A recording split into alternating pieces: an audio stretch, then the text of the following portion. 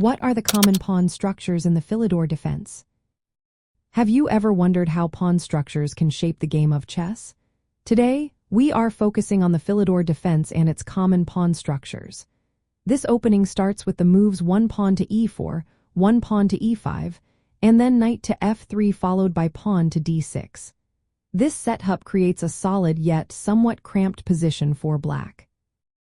One of the key features of the Philidor Defense is the pawn chain formed by the pawns on d6 and e5.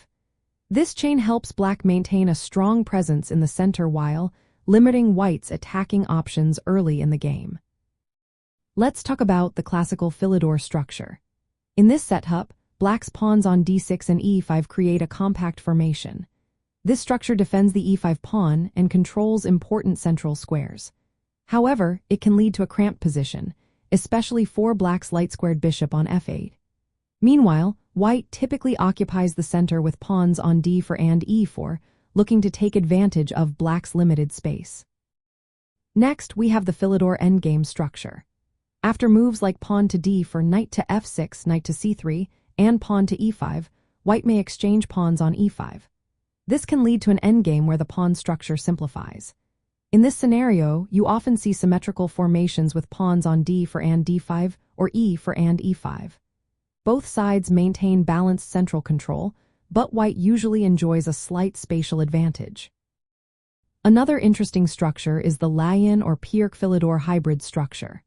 Sometimes, black can reach the Philidor setup through a different move order, such as pawn to e4, pawn to d6, pawn to d4, knight to f6, knight to c3, and then knight to b7 followed by pawn to e5.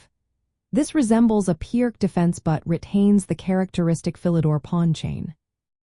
This setup allows black some flexibility in piece placement while keeping the same fundamental pawn structure.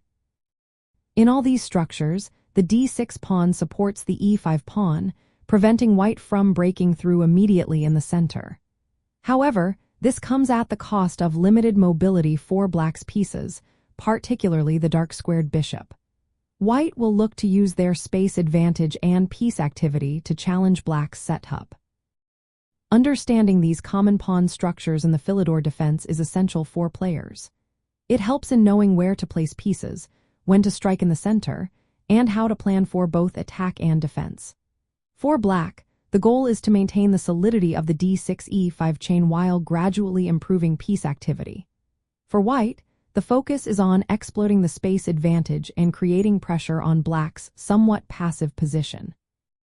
So, as you navigate the Philidor Defense, keep these common pawn structures in mind. They can significantly influence the flow of the game and your overall strategy.